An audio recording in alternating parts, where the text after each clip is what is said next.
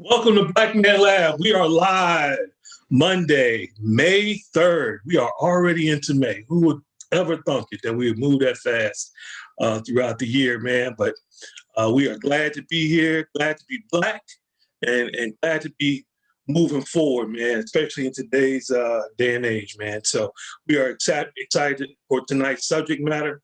But before we get started, every week we have a couple of things that we do to make sure that we are in the right frame of mind for the subject matter that we are going to talk about. And one of the first things that we always do is make sure that we are centered. And when we say centered, we mean that we are in a place where all of that outside noise that we have experienced throughout the week, throughout the month, the year, whatever, we're kind of putting that to the side so that we can absorb the information that we have on the given evening that we're doing this work. So first and foremost, we want to make sure that we are centered. And when we do that, what we do is we just take a couple of deep breaths that are inhaling all the positivity and exhaling all of that stuff that just can weigh us down. So if everybody could join me real quick and working on getting centered, we're going to take a couple of deep breaths. So first off, let's breathe in real deep. And exhale, let out all that negativity, anything that we have that's holding us down out of us so that we are open and taking in all this positive energy. So one more time, inhale.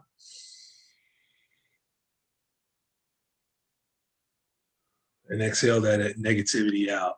And that's just a good place for us to start. Speaking of starting, what we did, what Black Man Lab came from is about a little over 4 years now, of some fathers that got together with their sons to just get them good information, to basically download whatever was in their head to these young brothers, because we know that a lot of times our sons won't listen to us as fathers. So what was happening was brothers were brought in, whether those were uncles, whether those were godfathers, close friends, people that were trusted advisors that they could bring in and just put, as we say, put fat on these young folks' heads. That's what was happening. And that started out with just four fathers, and it grew to when we were in the space of Andrew and Walter Young YMCA, of having over 250 Black men in the space sharing information, being open and honest, and looking to be able to move forward in this yet to be United States. So that's where it came from. The other thing is, we know that we stand on all those that came before us. One of the things that we make sure that we do every week is that we bring in our ancestors into this space. So first and foremost, before we move forward, I'm going to ask my brother and fellow board member, Jared Grant, to help to bring on the ancestors. Jared. All right. Well, good day, everyone. We always honor our ancestors each week, and we honor our ancestors by speaking their names and giving great honor to our past. So we remember our ancestors like those who created some of the first civilizations, such as Ethiopia, and we say Ashe.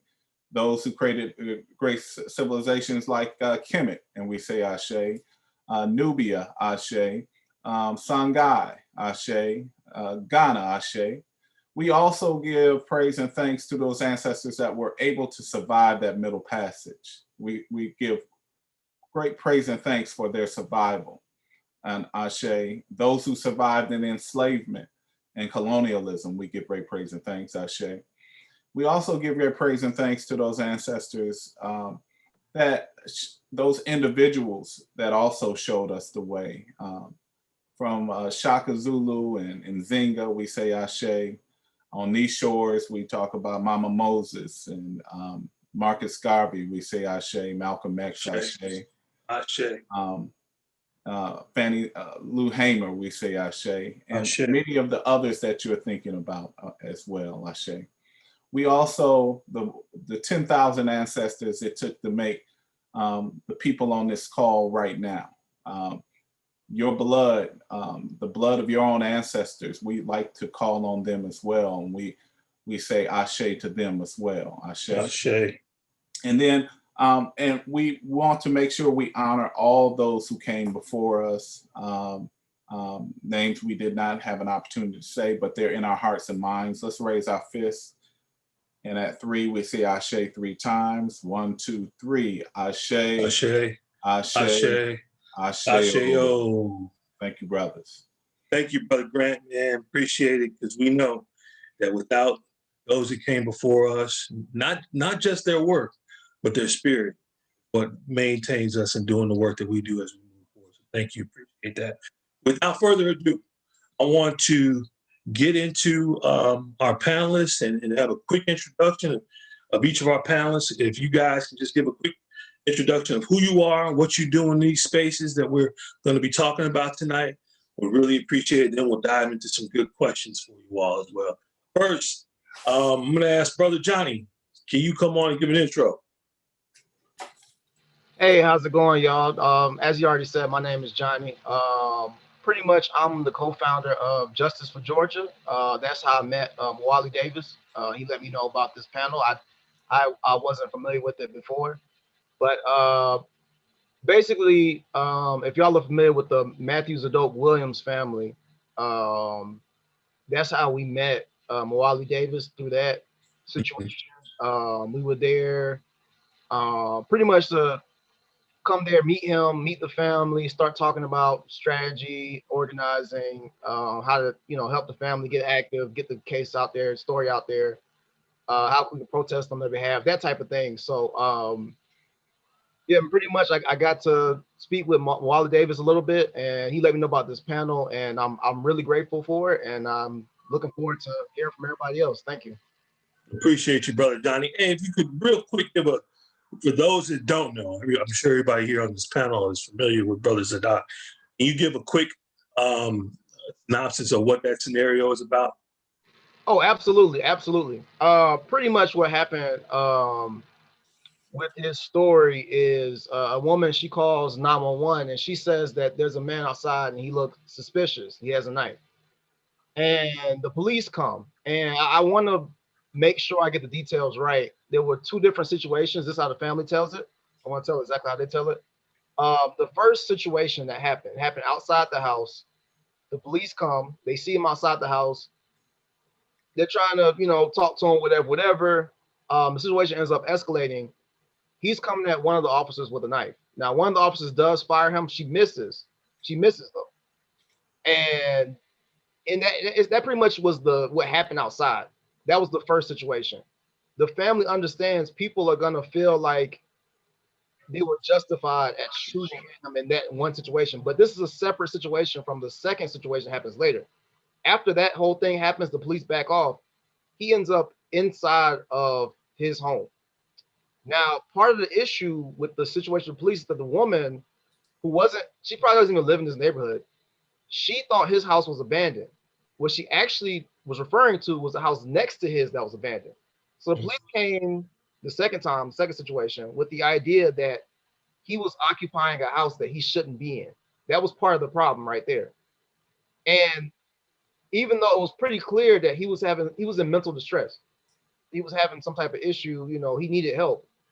They came and they were being very aggressive. They were trying to force their way in there instead of trying to talk to him. So they're trying to force their way in there and everything like that.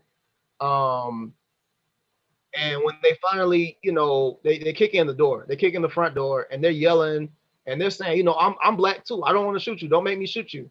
And I feel like they were saying that, these black officers, to cover their butts pretty much, because they wanted to be heard on film, them saying, I don't want to shoot you. When in reality, on the other side of the door, yes, Matthew Zadok Williams still had the knife in his hand, but he had flipped the ottoman over and he was hiding behind it. He was crouched. Mm-hmm. Near the door. There was plenty of space between him and the officer. So there was really no reason for them to open fire in that situation, or to kick in the door in that situation. But they still kicked in the door. They opened fire at him. I believe they shot him at least 2 times and killed him. But there was no effort to even try to talk to him, get him help or anything in this situation. They just busted in, open fire, and then they left his body there, because at that point, after they busted in the door, shot at him, They said, oh, we can't go in there to check on him because we don't have a warrant. Now we have to wait for a warrant. And it's like, if you needed a warrant, why would you kick in the door and start shooting in the first place if you needed a warrant to go in? So Right. what the family wants everybody to understand is that however you feel about the first situation, that's fine. The second situation was not justified. They did not handle that well whatsoever. They should have took in, pretty much thought about the fact that he was having a mental health crisis and he needed help. And that's where any cases like this in the state of Georgia, just for Georgia, we try to advocate with everybody on this type of stuff. We work with these different families across the state. So that's where we come in at. We try to help out. But yeah, I just want y'all to know that second situation, completely, totally unjustified shooting. And that's really what I wanted to get to. I know that Just Georgia, is a big advocate for these kinds of situations, particularly situations that probably wouldn't happen in different communities, if you know what I mean. So thank you for that, brother. Appreciate that. And we will look forward to you in this conversation. Next up, my brother CJ. What's good, famo? Glad to have you here, brother. Can you give a quick intro? My name is CJ.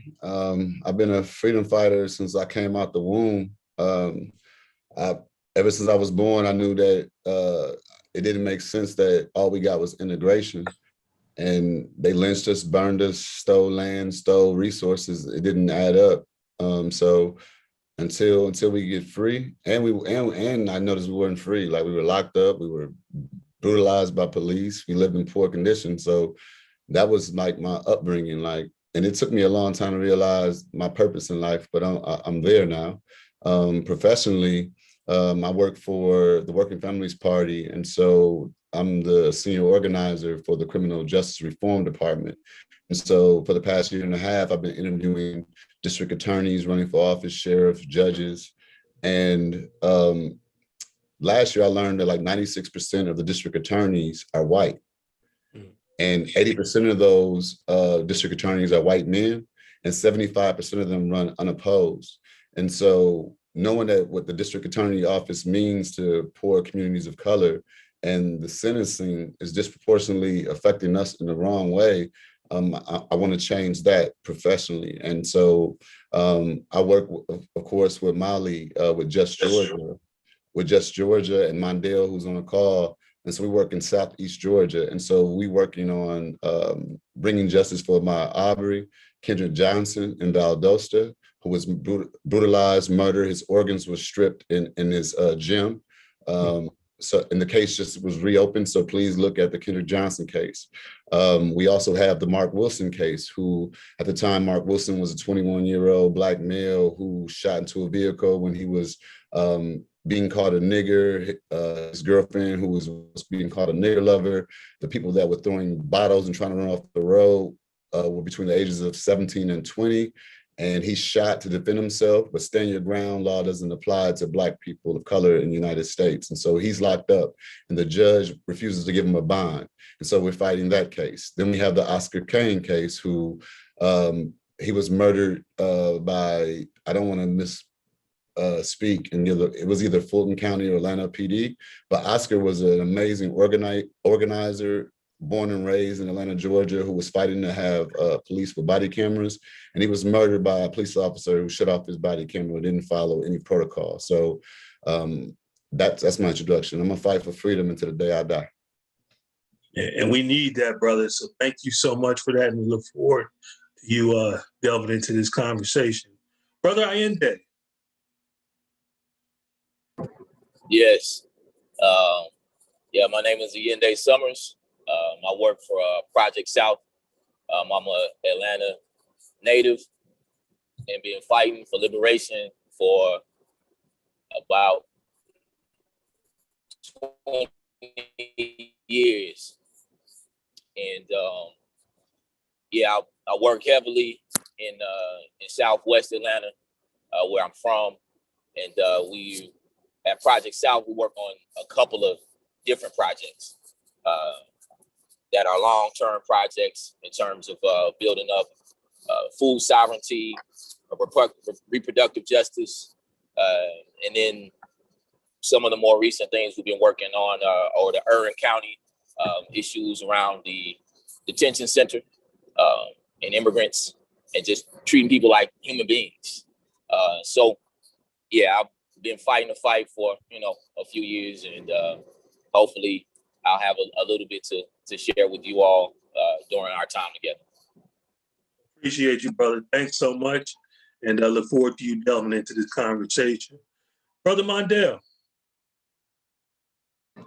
What's good, y'all? Pardon the background noise. I am on the last leg of my vacation trip for my birthday. So I look like a flower. I look black and tropical for a reason, intentionally. I'm trying to increase the melon.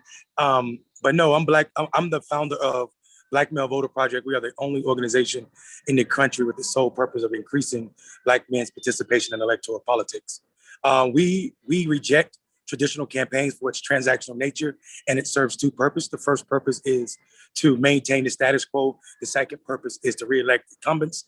Neither of those purposes benefit Black men. So we are out here trying to increase brothers' participation in a way that benefits our community. Thanks for the invite.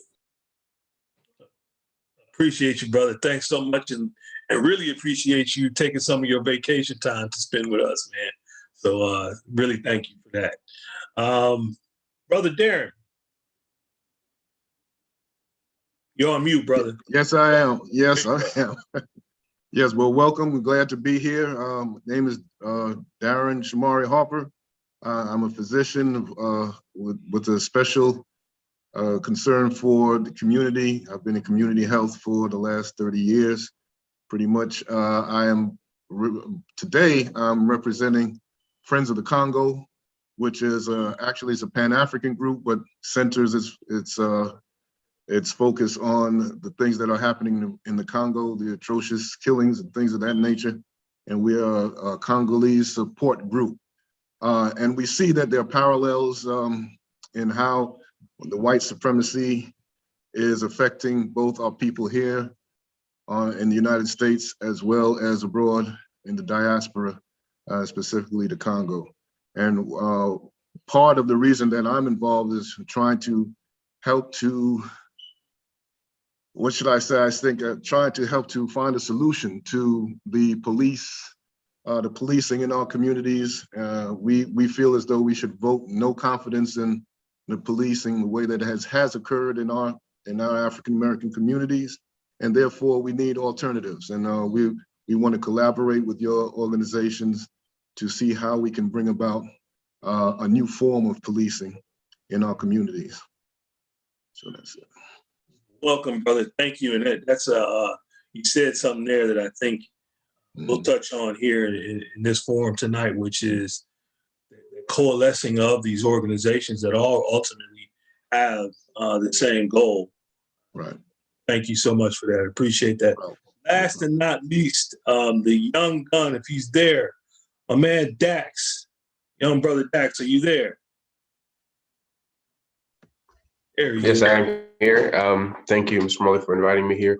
My name is Daxton Pettis. I'm a youth organizer, and I've worked with various organizations and will continue working with a lot of them. I started off with the NAACP Beacon Hill branch, and then, of course, the Beacon Hill Black Alliance for Human Rights. I became the co-president of the Black Student Union, as well as the historian at first. I co-founded a new group called the Stewart Coalition for Equity, and I've been working with other ally and union groups. I was a part of I'm currently a part of the Cannon Removal Committee for Beacon Hill, and was a part of the Confederate Monument Removal Committee for Beacon Hill. And I continue to provide awareness, support, and resources for students of color in my school and outside my school, in my community. And Dax, let everybody know what's your age, brother? Oh, I'm 17. I'm graduating this year. That's right. I just wanted to let these brothers here on this panel know that the work that you're doing, I'm very familiar with the work that you've been doing, and at what age you're doing it, man. So we're really proud of you. There's folks like you that are going to be significant in moving us forward, man. So thank you for being here.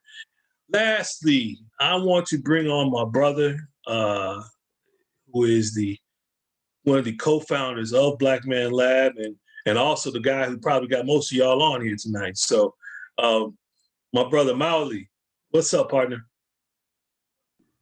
What's up, brothers? I am in the middle of a wrongful death mediation. It's tough. It's tough, man. What happens to our people, and the devaluing of Black life. And so, to all the brothers who are here as organizers, I give thanks. And I've had a chance to work with most of, really all of y'all in different capacities. And so, what we're clear about is that this isn't a moment where Black men can sit on the sideline, can chill out and get high, can go drink their bottle of wine or they 40, whatever their preference is. This is a moment in our history that Black men have to organize. And so you all represent the best in that work from a variety of perspectives. And so I'm grateful that y'all are here, operating in those different spaces. And this is, number love for the sisters, because they always on it. But I give thanks for you brothers, because it's that warrior spirit that we have to help direct young brothers to use that warrior spirit against those that continue to oppress us, rather than using it against ourselves, either in self-destructive ways personally or destructive ways against other brothers, in terms of what my great late Dr. Edwin Robinson called fracticide. So we don't want to engage in fracticide, because we already know they're trying to commit genocide, and they are already involved in menticide, as the great Bobby Wright would say. So all them sides. So let's get at them. I want to ask a quick question, you brothers, and I'm gonna slide and just listen for your responses.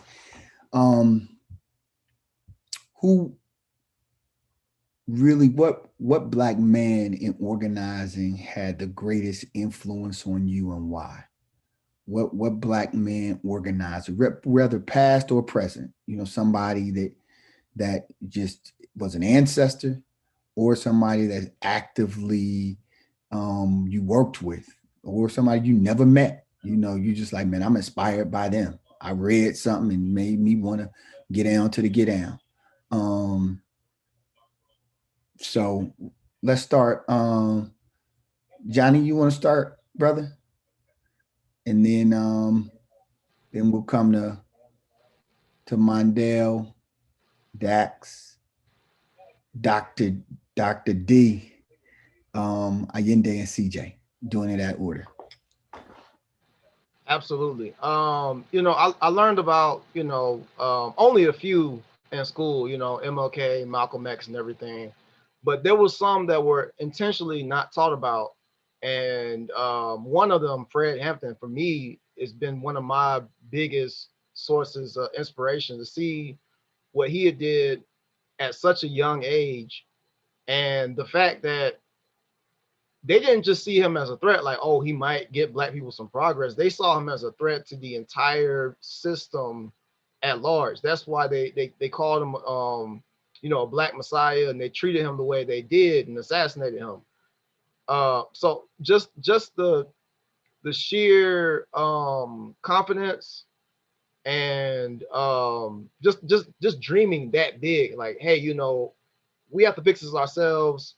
Let's feed our community. Let's educate our community. Let's police the police, because they're not going to police themselves. So that type of attitude that he had brought to the table, for me, that was really inspiring.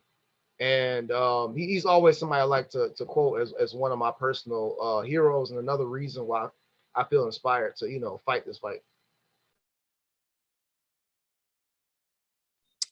For me, I think more than an individual being inspired by an individual Black male organizer or someone committed to our community, I think it's the spirit of what's been lost as it pertains to Black men currently and also past, and the idea that in this climate in America, past and present, it's been extremely hostile, probably most hostile to Black men in any demographic. And the statistics will show that it's still happening.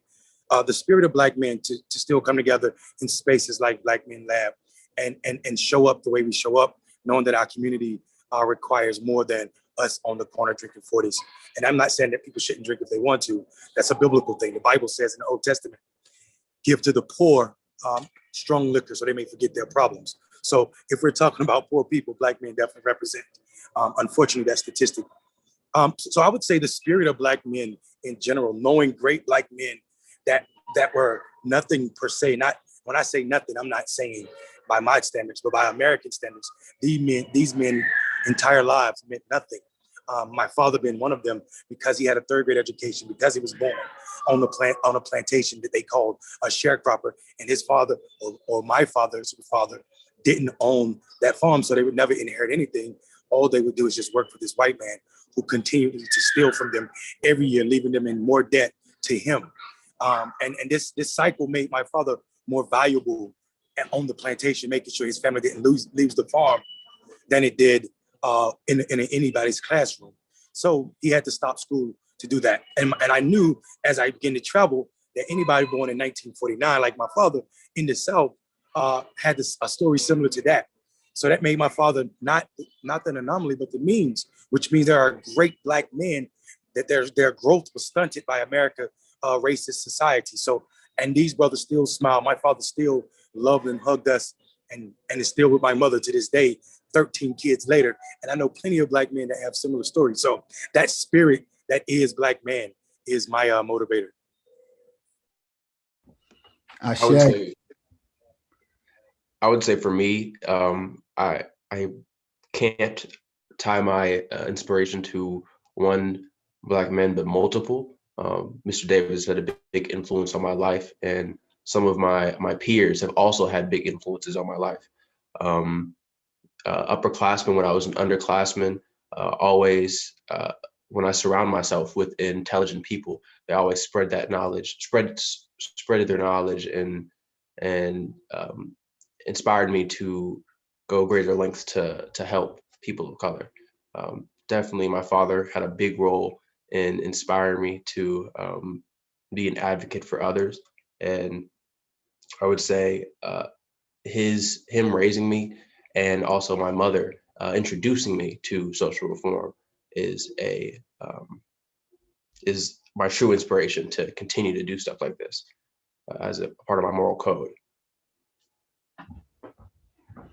Appreciate you, Dax. Who do we have next? Doc? Yeah, that's me. Brother. Yeah. I mean, I couldn't pick one. It wouldn't be right to do that for some of the ancestors who really influenced me. I heard many people mention their fathers, and I think that I would have to start there myself. My father was a World War II veteran who, as he always says, he's jumped in and out of foxholes for this country. And as he returned, he had difficulty holding and maintaining jobs for several reasons. Many due to racism, and because he wouldn't accept some of the indignities that were thrust upon him, and he responded in ways that wouldn't allow him to keep those jobs. And so I saw this as a youngster growing up, and my mother was a nurse, so it led me towards medicine. And as such, and I grew up watching Martin Luther King and Malcolm X and others, as well as those who brought the information to us, information about our history, such as Dr. Ben Buchanan and Dr. Clark. I was in New York at the time and were nurtured, had the honor to be nurtured by them in our history as African people. Then later on, as I attained medical education, I looked at folks like Che Guevara. Che Guevara is, as a physician, he really holds the standard for which I consider those who are in the medical profession to pursue the needs of their people, and by any means necessary. And so those are some of the folks who inspired me.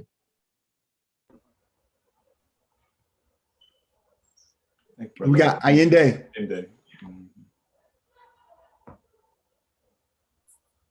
Okay. All right. Yeah. Wow. So I'm definitely gonna say Paul Robeson. I consider him to be a superhero. And I mean, you know, went up against the Supreme Court, won, defended himself. So I just thought that was extraordinary. Just this idea that this black man would do something like that. And being born and raised in Atlanta, of course, you know, we hear a lot about Dr. King and have relationships with, you know, the family from different directions and whatnot. So, you know, I've definitely been inspired since I was in the 3rd grade by the work that he was doing and how he conducted the work with community members here in the city. And he actually was my father's Sunday school teacher. And so, yeah, you know, just being able to pull from a lot of incredible men. And I would be remiss if I didn't mention my father-in-law.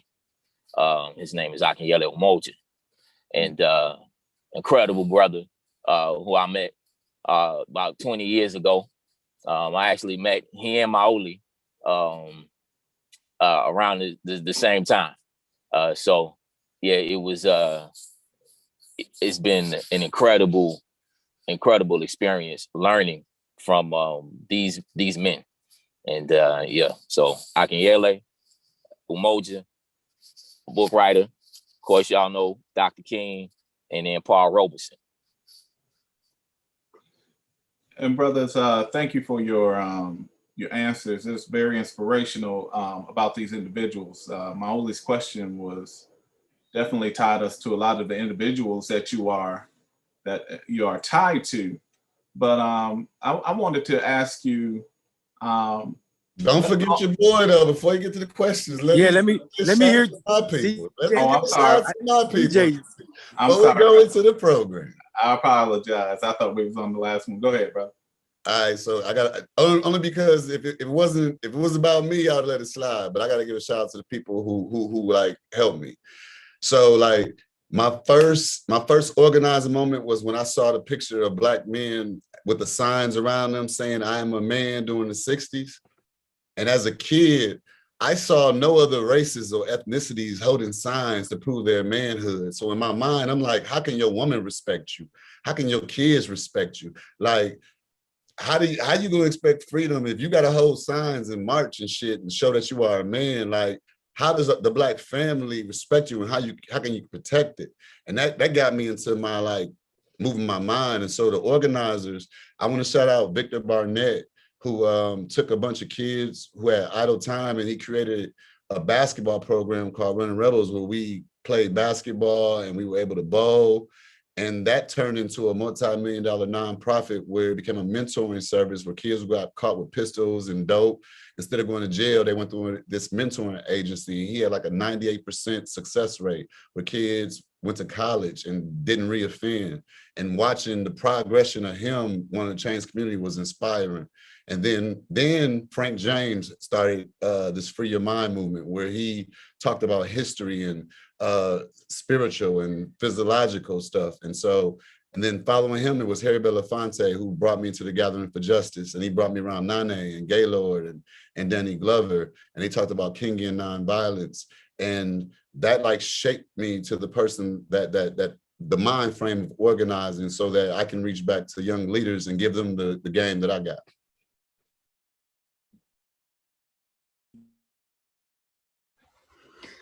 Go ahead, Jared. Oh yeah, I apologize, CJ, and thank you very much. And CJ, check this out. This your boy from Wisconsin. That's how y'all be doing. Yeah, man. Yeah. This your boy from Wisconsin. Even Racine or Madison. He can't be from the crib. He from the crib. He not from, yeah, he from Racine. He gonna play you like that. And see, he hoop too. See, so I'm like, man, y'all be stepping on each other in the what do y'all call it? The WI. Y'all throw it up. All right, go ahead, Jared. Yeah, well, Molly's question was great, and y'all's answers were just tying it to the individuals of the past. You know, I want us to try to look at historically what ties our history of the movement to the current movement. What's so unique about today's movement? Because we know it's one grand movement, you know, of our liberation, of our humanity. As you talked about, brother, I am a man, you know, getting our dignity back.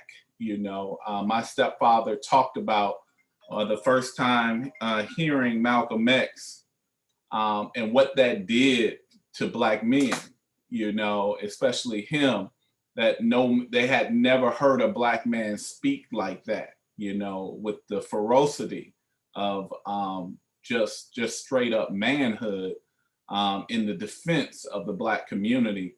And so I just want to see what's so unique about today's movement. And if you can tie it back historically, if you like, but what's so unique about the movement and what you're doing in the movement today?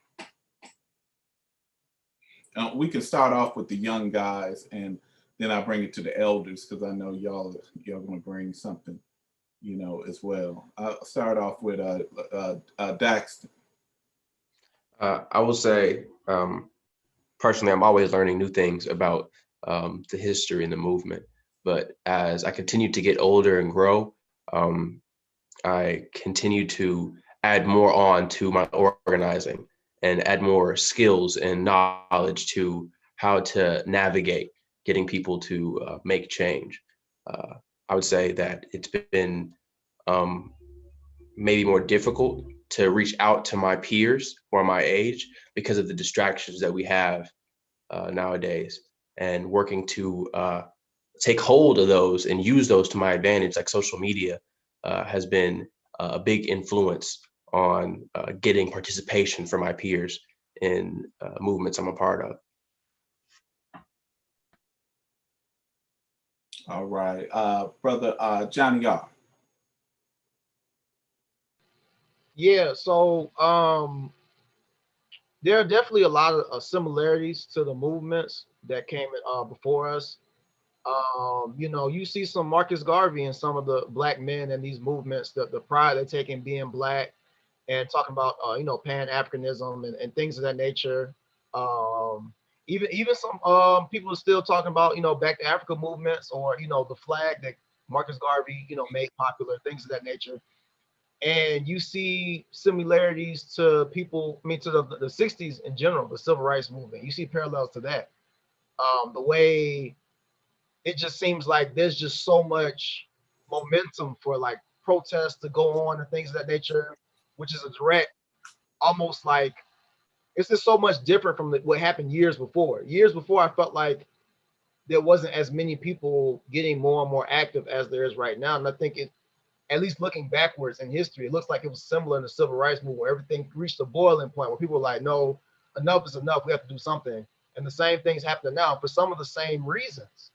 I know, like, reading different reports and things like that, a lot of different protests or race riots or anything like that, they were sparked by police brutality. And you looking at that being going on for decades and decades, and still happening now in 2021, which is ridiculous.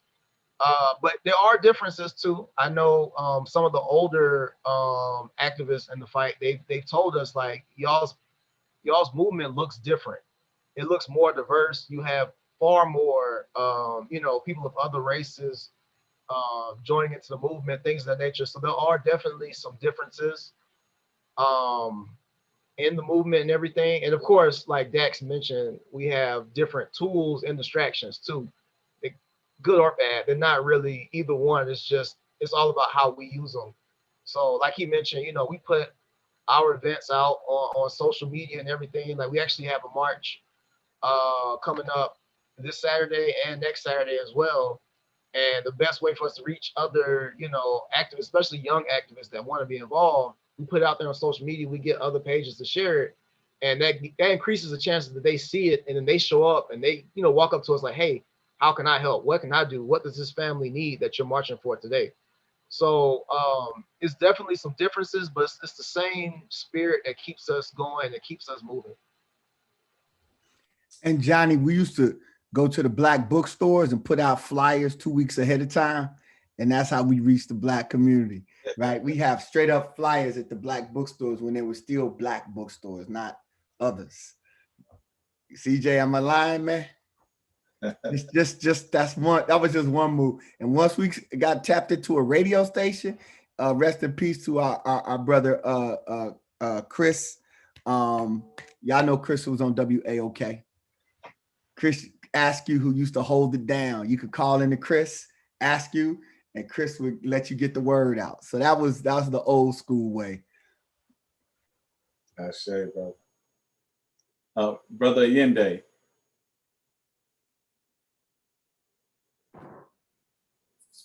Yeah. Wow. Yeah. Movement today. Yeah. I see a lot of similarities actually, and you asked about the question about the men, and I actually think more about the women and their strategies around organizing. So, Septima Clark, Ella Baker in Atlanta, Eugenia Burns Hope, the wife of John Hope, but not a back seat though, by any means. If you all are in Atlanta, you may have heard of the neighborhood planning units, or these things called NPUs, that Mayor Jackson put in place, but it was the brainchild of Eugenia Hope originally. And so these neighborhoods needing to organize in our neighborhoods and our communities is so needed. Between gentrification and our people being pushed out from so many different angles, it's critical that we begin to get back into the grassroots of it all that was led through us by our mothers. So Ella Baker, like when I think about how many SNCC members have passed, but if it wasn't for Ella Baker, we wouldn't have no SNCC. And when I think about just the organizing power of Septima Clark and all of those elder mothers, we're talking about 5 million people learning how to read and then get the right to vote. And we're talking about young folks, you know what I mean? So the need today, I think, to be able to get our people educated and up to speed in our communities, on the ground, grassroots, the need is great. Like the young man who came before me, it's so many distractions now with a lot of the young people that we organize out here with the organization that I'm with. Their eyes are so diverted. It's put on us like it was put on those mothers. How do we get this literature in front of the eyes of these people? How do we get this message in front of these people? And then we got to take it another step, because it wasn't just about getting them literate. It was about getting them politically aware enough to say, hey, this is the direction that we are all going in. And I bring up those elder mothers for the last moment just to say that they did all of that knowing that they wouldn't even get the right to vote, that they were teaching these brothers how to read and write, and they didn't even, knowing that they wasn't going to get the right to vote. And that's just hardcore, you know what I mean? And we need that type of spirit when we're talking about moving forward our movements as a collective, as the brothers who spoke a couple of times before, just around all of our organizations and all of our movements needing to be together collectively. And just to say, back in the day, that movement that was that large, they were actually organizing poor whites and it was organizing black folks. So just to say. I share, Brother Summers. Thank you for that. Political literacy. I love that. Yeah, and awareness. Brother Robinson. Yeah, a couple things, man. I mean, let me push on it a little bit, Jared, if you don't mind. Push back a little bit, gentle, because I already know that if you throw your fellow West Knight, well, you guys are West Coniston, whatever y'all like, you throw him under the bus. Ain't no telling what you'll do to me. I'm a country boy from North Carolina, so you know I don't want the smoke, but I do want to push back on the idea that we have a. Go ahead, Mark. Go ahead, Bro, Mondale. But you know all these Negroes come from the South, so his people from South Carolina. Don't remind them. They don't want to know that. Folk now, so don't get it twisted. You know, ain't none of us from the North for real, for real. Malcolm said we from up South, right? That's right. That's right. I'm from North Mississippi. That's hey, I love it. I love it. Hey, I'm so glad you interjected with that, Brother Davis, because it's exactly what I was going to talk about. I don't say I'm a part of a movement. Movements run out of gas. Movements stop. And I think when we separate the movements, it's because we use that term. If we just talk about the struggle for Black liberation, we can never say it ended. Because when we do that, we forget about the people who did it when it wasn't popular, people that were doing the work in the gap years between King and the BLM movement. So all of those people that died fighting for our liberation in that time deserve our honor as well. So I don't see a time, there's no difference in it. I see an evolution. I don't think there's any difference now than in our movement or in the struggle than it was then. If you consider the cotton fields and the songs that our people were singing, and also the Maroons that were hopping from plantation to plantation at night, that was the damn internet. It was their internet. I mean, you had messages moving from people running from plantation to plantation at night and through songs. So, I mean, we just have the tools have evolved, absolutely. We have evolved, absolutely. But the struggle is the same. We're still fighting for Black freedom, Black wholeness, and Black equity. So I think like the idea that, you know, we are radical now, that is evolution. Our grandparents and our great-grands called themselves niggers. So for us to call ourselves Black with erectness and not as a derogatory term is progression. And I think that we're obligated to recognize that progression even in the gap years. So I don't think there's a difference in the movements or the struggle. I think we have evolved and there's more to do. So I still see respectability politics in our fight, but then I also see the fire of the respectability politics from King's side, but I also see the fire from Malcolm X. So I think that is proof positive that we've not changed, we just evolved, and I'm excited about that, being a part of it, of that legacy. Ashe, brother. Ashe. Let me go to my homeboy there, CJ, and then Dr. Harper. All right. Amazing conversation. This is so dope. CJ, he got you in early in the lineup. He got you in early. You right. I know. Hey, look. You peeped that, right? We good. We working. We working. That's that no look pass alley. Yeah, it was alive. And trust, hopefully I can bring it home for you. And trust, he don't really like to pass the ball. He really is. Oh, he greedy? No, I'm just a true two. That's all. I'm just a true two. The shooting guard. That's what you get. He the one and a two. Got you. And before you go, CJ, we just had Brother Charles Black, veteran of the Student Nonviolent Coordinating Committee, join us. So I just want us to pay homage to this elder and long distance runner in the movement for Black liberation and struggle and justice. So I had to just pause because Brother Black came on. Are you able to come on camera, Brother Black? No, I look despicable. I need a haircut. But look at me. What you mean? That ain't enough, brother. Your last name is the truth. I don't look a whole lot worse than that dude. Let me see. Okay. All right, let me see. I'm gonna turn this thing on here. All right, don't run now. Don't run. Let me see. It didn't come on. Let's see. Oh, yeah. Right. Okay. Yeah, look at that. Yeah. Good. You good.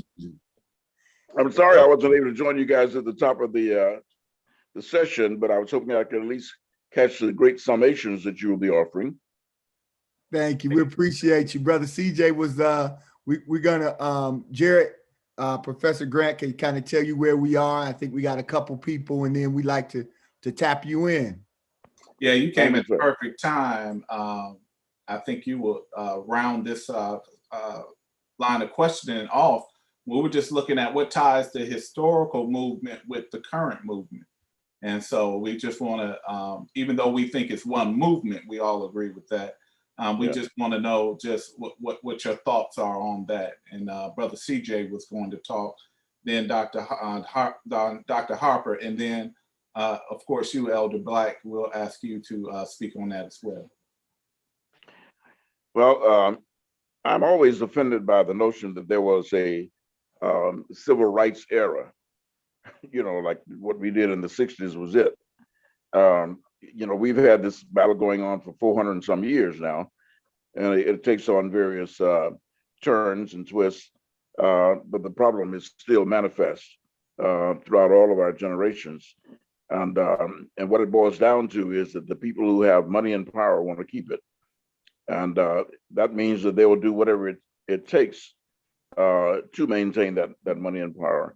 And usually that means pitting everybody else against each other so that we are distracted from what they're doing.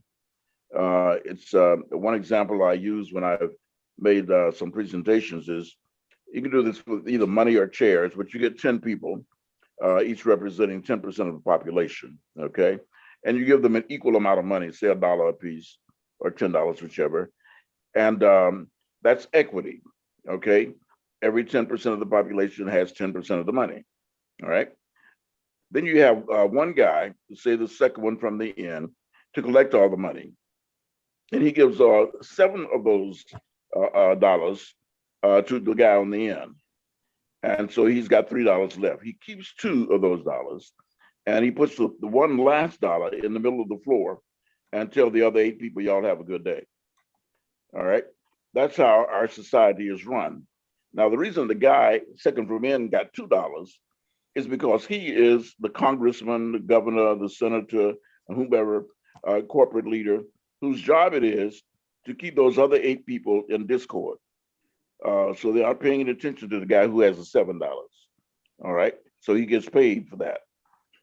And of course, the 8 people have got to fight to see if they can get a piece of that $1 bill out there. And what the guy, number 2 guy, does is he said, you should not like him or her because of religion or because of race or sexual orientation or whatever else. It doesn't matter what the discord is about. The whole point is to keep those 8 people fighting about any and everything, while the guy that has the $7 goes off and buys another island, a 3rd airplane, a 5th house. And that's the ball game. And once these 8 people all wake up to the fact that whether you're a poor white cracker, or you uppity Negro, or you a Muslim, or you are Jewish, or whatever else is your otherness, and that we are all in this game together, then and only then can we change the game. So that's the bottom line for me. Ashe, Honorable Brother Black, thank you very much. Brother CJ. Yes, so thank you, Brother Black. For me, I just think that integration hurt us more than it helped us. We don't, like in Georgia, they're closing hospitals. We don't have hospitals, we don't have banks, we don't have teachers, educate, like we have no ownership, we have no power, right? And so in the 60s, when we were segregated, it was community, right? And the dollar circulated. And so you knew who your enemy and your oppressor and your opposition was, right? And so when you integrate, like if you look at right now, we have more educated, college educated, we have more wealthy folks, right? Folks can move wherever they want, but as organizers and activists, now we're going into communities where it's people that look like us that's shooting and killing, right? So when we knock on doors, we're risking our lives not to be hung by the Klan, but we're risking our lives for bullets because it's drive-bys and 7-year-olds and 1-year-olds are getting shot. It's drug deals going wrong. Like we're risking our lives. And when our people look in the mirror now, when they look in their reflection, they hate their reflection. And so when they go out into the streets, it's nothing for them to kill their own. And we're asking our young people, and we asking folks to organize against who, like the people that's so-called conscious, they know who the enemy is, but we still have to go into our communities and be servants and knock on these doors where our people that we love and that we have empathy for don't give a fuck. You know what I mean? So what happened is we lost our way. And so when you don't own anything, and they had 400 years to like study your psychology, study your behavior, they own the immunization shots, they own the education, they own the media, they own the visuals of movies. Like we're not real no more. We cool with trinkets. And what happens is, it's not until someone get cancer that they want to be a cancer fighter, or someone's kid is murdered by the police, they want to become an advocate for police violence. And until we realize that we are in war and that we need to be alert and on our shit 24/7 and not wait for it to hit home, we're never going to be free. All they did was change integration to segregation, slavery to mass incarceration. But the policies changed, the names changed, but the game is the same. And so when you talk about the 60s, the Panthers, they were young. They were like 16, 17, they were revolutionary. In Ferguson, the activists were young. They were young, 16, 17, 18-year-olds. Until intergenerational, the elders and the young people can really work together. Like, we got to work through feminism. We got to work through all lives. We got to work through so much stuff instead of liberation for Black folks. And so what's exceptional, though, to the question is that we still here, we still fighting. We can get on calls like this with elders, and we can listen, and we can learn, and we can grow. And then it's up to us to go back and do our homework and our research and get out here and fight for our freedom. And that's powerful, brother CJ, because it tails into what I kind of wanted to bring about as our last, because we're already up against it. I told y'all at the beginning that this was gonna go fast, didn't I? Especially with a topic like this. But we're already up against the clock. But I don't want to have this conversation without us having a takeaway in terms of how do we move this a little differently, right? We know, and everybody on here has talked about, we talked about civil rights, and people always utilize civil rights as the tip of the spear, but we really know that this has been going on for well over 400 years, and it's deep and it's intricate. And what we're seeing today is a repeat, if you will, of a lot of what's happened in our past, specifically as Black folks. So when they say you see the same thing happening over and over again, you get the same results. I think we're at a point today where, if done right, we can utilize our history and what we've learned in the past and change the paradigm of what our future really looks like. So I just want to put that to you all.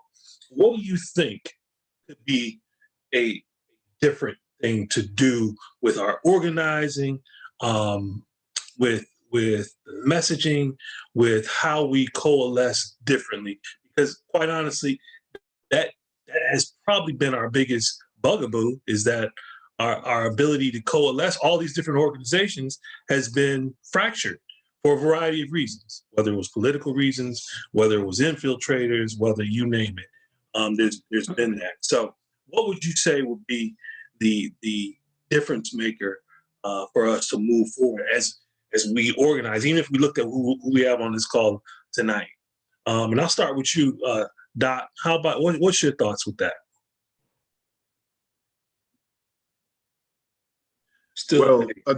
Our unification, I think, is our greatest challenge. We are the most diverse people on the planet.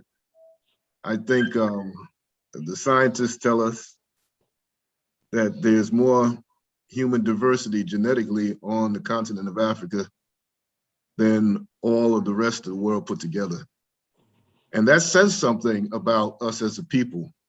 We are diverse within ourselves, and therefore sometimes we wonder why we have difficulties when we come together to do anything. Everyone has different ideas, but you understand, we were the firstborn of the creator, so we were made to create as well. And so our ability to think outside the box, to be innovative and different, is built into us in our DNA. And so our ideas come in very diverse fashions. Many of us think outside the box. Then when we try to organize together, all those different ideas come clashing together. We fight with each other oftentimes. But I think our greatest strength is our diversity. But also we will have to get that diverse way of thinking under control and pulled together. That's our biggest challenge as a folks, is the umoja, is bringing it together. I think we have to learn also from our history, the Sankofa. Nothing that we're doing now really is that different than what folks have done before. I beckon things like this book called Generations of Resistance, which discusses the South African struggle. I mean, we are fighting against the same things, and the oppressor uses the same tactics on us time and time again. And sometimes I think, because of lack of education, we're like fish. I always used to wonder as a child, how does fishing work? Where you just put a worm on the edge of a hook and you put it down there, and a fish will grab it and get sucked up, and all the other fish will see this guy grab this thing and get sucked up. And yet when he sees a little worm on it, he gonna grab it too. I just never knew how that worked. I mean, because it shouldn't work after the first few fish get pulled up. You shouldn't be able to get another fish. Right. Don't teach the fish now, because I love fish. Yeah. Sometimes I think we have been disconnected from our history. And so that is a big part of it. I think those of us who are on this call understand that. Many of us understand the history. We have to start to get our folks engaged in understanding that history and knowing us. Because honestly, brothers, I feel as though the more that I learn, the more that I love our people. I mean, what's not to love about us? Right. I'm serious. I mean, we give and give and give, and we get very little in return, and that needs to change.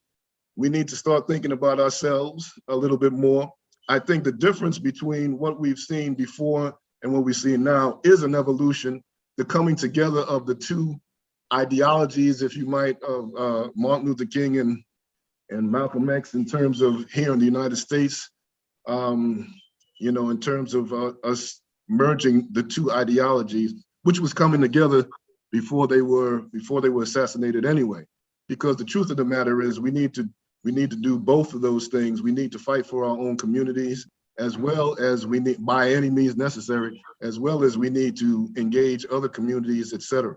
And I think that's what we see happening in today's movement. I'm very reluctant to discuss today's movement because I'm not as connected to what's happening on the ground as I once was. But from what I'm hearing from those of you who are, it seems as though we have a lot to look forward to. Part of what we celebrate in the Nguzo Saba, that last day, is Imani, faith. And I think a lot of what we have to do moving forward is to maintain our faith. There's always been a small cadre of us who have kept that torch going from generation to generation, and we just need to grow that cadre. And it's happening. It's happening. I don't know if it's cosmic or what it is. Brother Dr. Finch, I don't know if many of you know him. He says it's the age of Aquarius, and so things are going to be happening out there.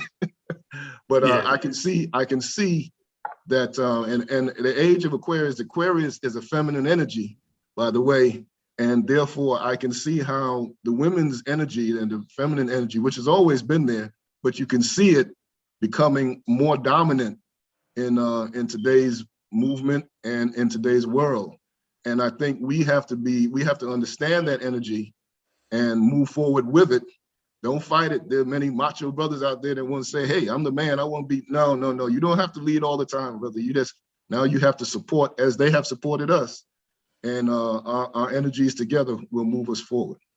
So yeah, I don't want to grab too much more time. It's okay. It's great information and great feedback. I think that one of the things that you said there that is essential to us being able to galvanize and move forward is, in fact, us recognizing that we are such a diverse people in where we come from, but there's also some intricate commonalities between all African people, right? And we see that, and you actually touched on some of those things, such as us being creative and innovative, being about community and about family. Those are the things that are kind of intrinsic in who we are as a people. But for whatever reason, as we've organized moving forward, sometimes there's divestment from those things, for one reason or another. And I have in my mind what I think they are, but I want to keep this going with you all. So, Brother Black, can you expound upon it from your angle?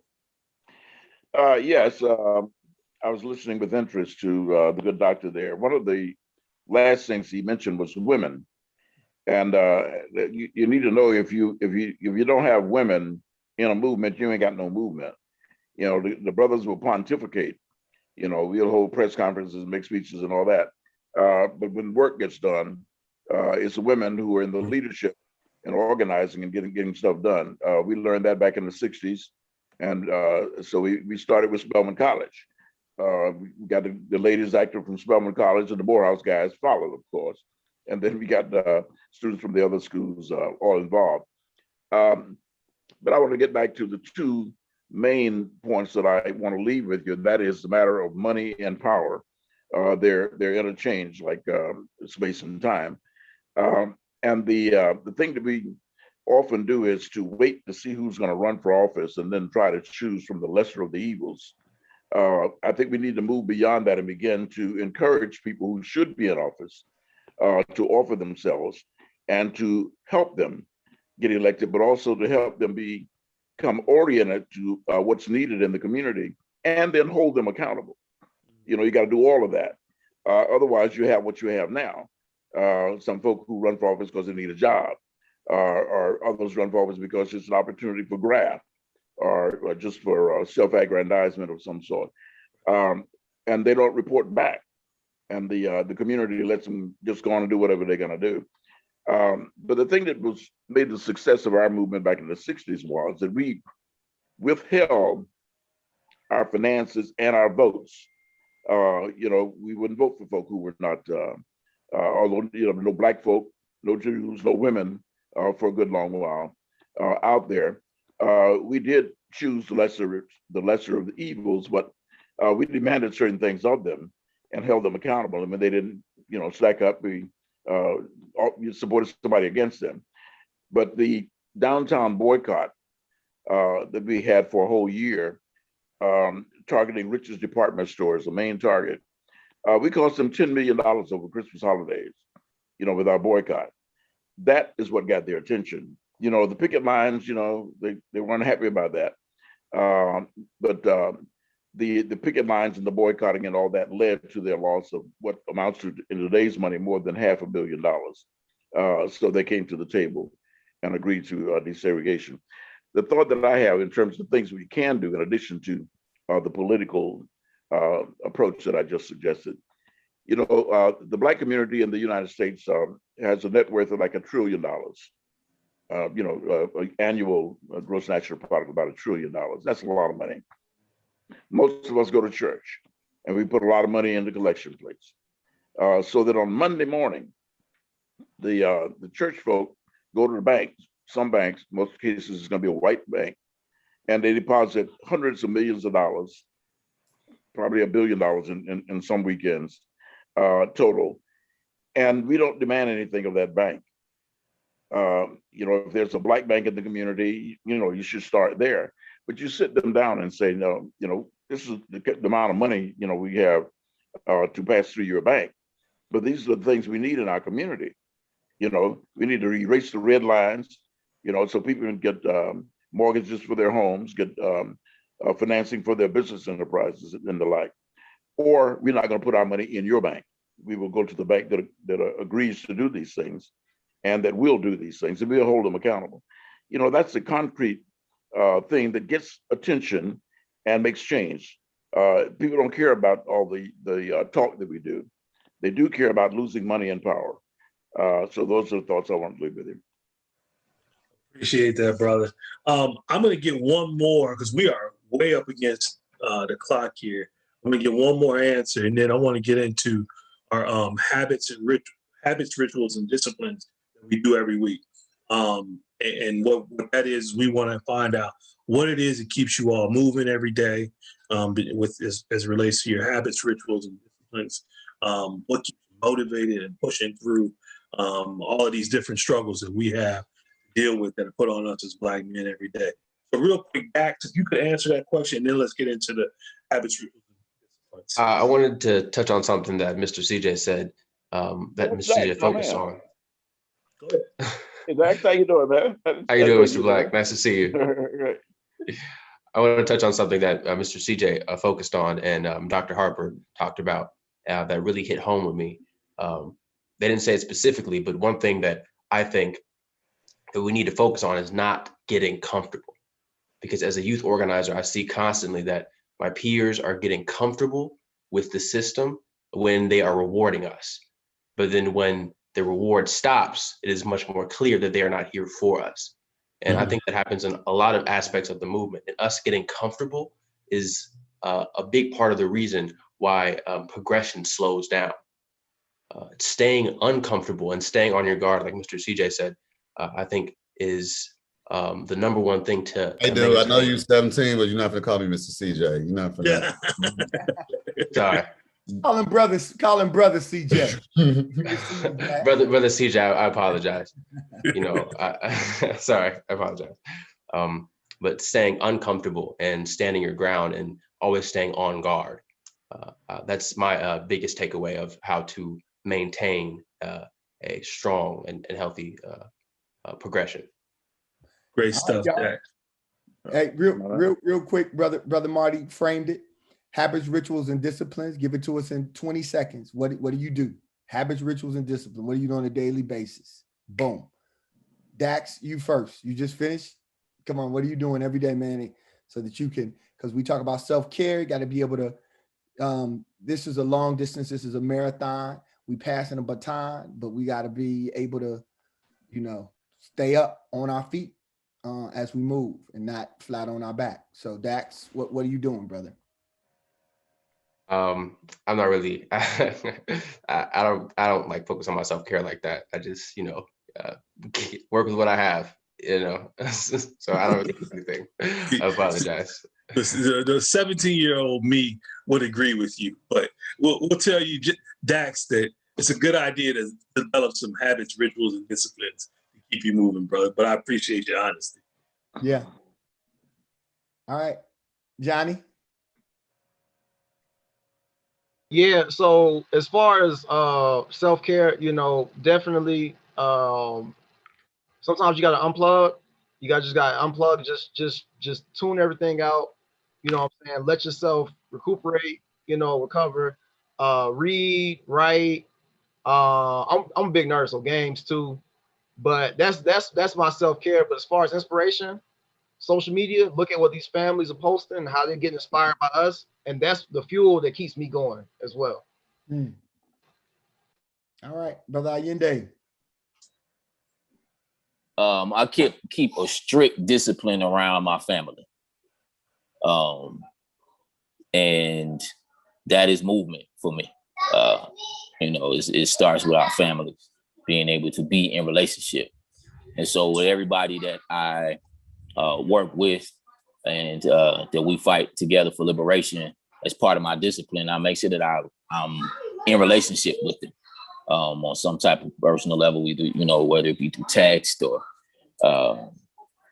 making sure I return a telephone call or you be there when they ask. And then the other side of that is accountability. I let folks hold me accountable. And that's my, those are my rituals. Man, young people, submit yourself to a collective of responsible organizers who are principled and move with integrity. there is no such thing as a free agent in this work. If you just out there by your dammy, then you really out there by your dammy. All right, CJ. This, to know that this is a selfless and not a selfish work. Every day I wake up and I remind myself to lose my ego.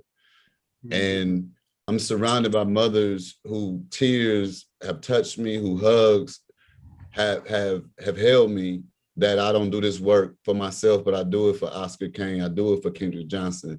And so every day that I wake up, I'm reminded of why I do the work.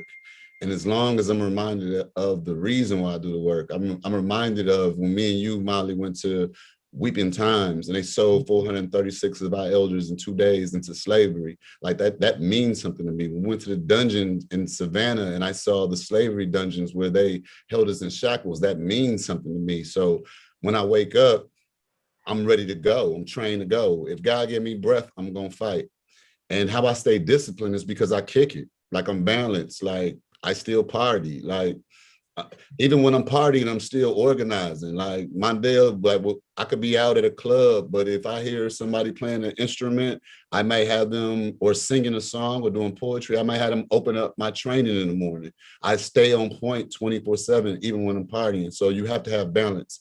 And when you wake up in the morning, just be blessed and know that if you're gonna do this work, you gotta be selfless. And even when you get distracted or you get weary, find something to remind yourself of why you do it so that it can ground you again. And then let's get back to it. Bet. Dr. Harper.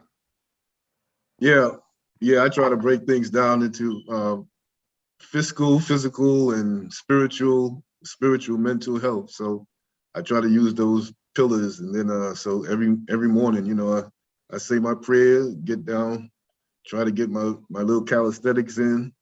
Then I check on what's going on with the finance, and then it's the children, you know. So a lot of us are providers and concerned with family first, and I'm no different. I don't know most of you. I should let you know most of you. I lost my wife about going on. It'll be 2 years come August, and so I'm still searching really for my regimen and how I'm going to redirect. I'm recalibrating in terms of how my life is going to go. So, but certainly those are the 3 pillars that I've always based my regimen on: basically physical health, mental and spiritual health, and the family, essentially. Yeah. We appreciate you sharing, brother. Yes, sir. No problem. All right. Brother Mondale. Hey, real quick, Mondale, before you go, can everybody, I'm sorry to cut you off, can everybody drop your information in the chat? If you have your organization, your information, just put it in the chat so we can maintain you in our database. If you can do that. Go ahead, Brother Mondale. I'm sorry I interrupted, brother. It's all good, brother. That's an important commercial. So I think first, let me say, Dr. Harper, my condolences, and also you look strong and unbroken, and I appreciate that. Well, my wife my habit is any other I commit way. myself to reading. Indeed. I commit myself to reading 13 articles written by Black people every day, not from America, not from mainstream. Keeps me connected to my people outside of fake geopolitical borders, reminding me that the suffering does not stop at the Atlantic Pacific Ocean for Black people. My ritual is I pray. I pray before I eat. I pray when I wake up.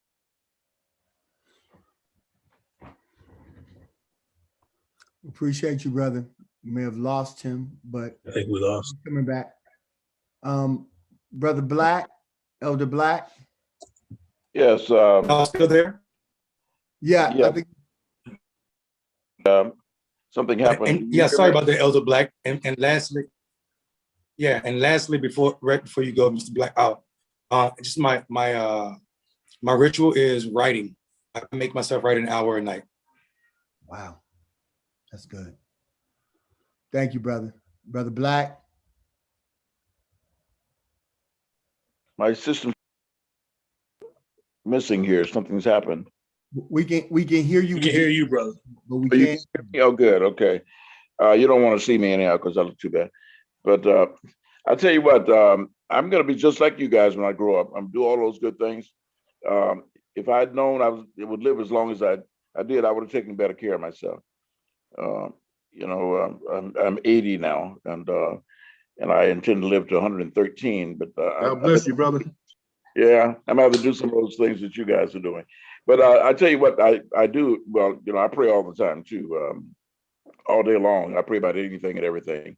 But I also spend a lot of time, thanks to the internet, on trying to expand my mind, learn new stuff about all kinds of things all the time. And I'm very much into the cosmos, for example. And it kind of grounds you to realize how much there is out there and how insignificant we are as a planet, as a entity in this total universe. But we do have just this one little planet for our home, and we got to take care of it, or it's not going to be able to take care of us. So I think about all that kind of stuff. But I have been in the habit of always saying yes to any request that was made of me to make appearances and all that.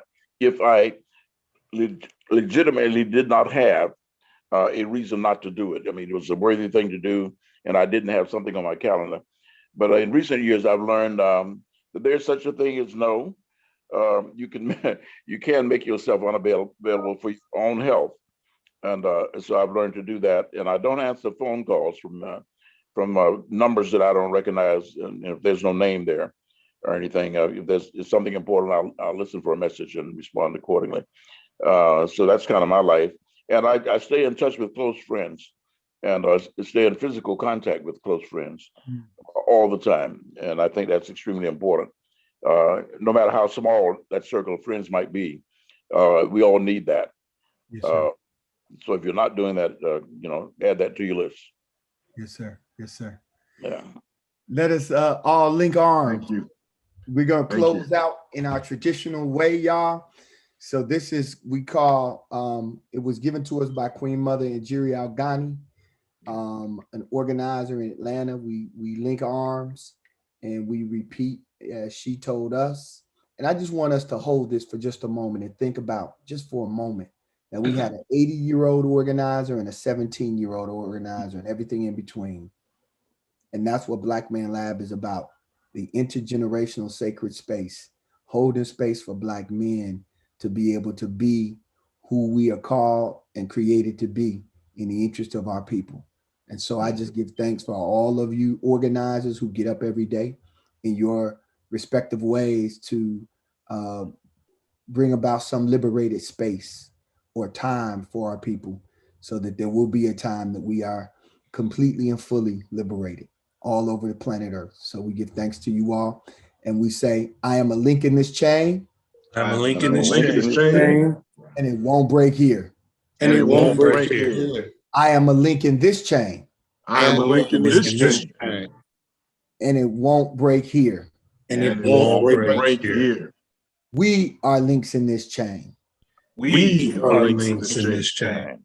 And we won't break here. And we won't break here. Ashe. Ashe. Ashe. Thank you all. Ashe. Brothers, thank you again. We so appreciate you all coming on and sharing tonight. And hopefully we'll all connect and continue to move this forward as a group, so we can reach that liberation that we all so desire. So thank you again, and we look forward to having you back. So I thank you. appreciate you having that silicon, that silhouette of me on your wall behind you. Yeah. That sure looks like me, I'm telling you. Turn to the side, brother. Yeah, there you That might go. be you back there. Everybody stay safe, be good. Thank you.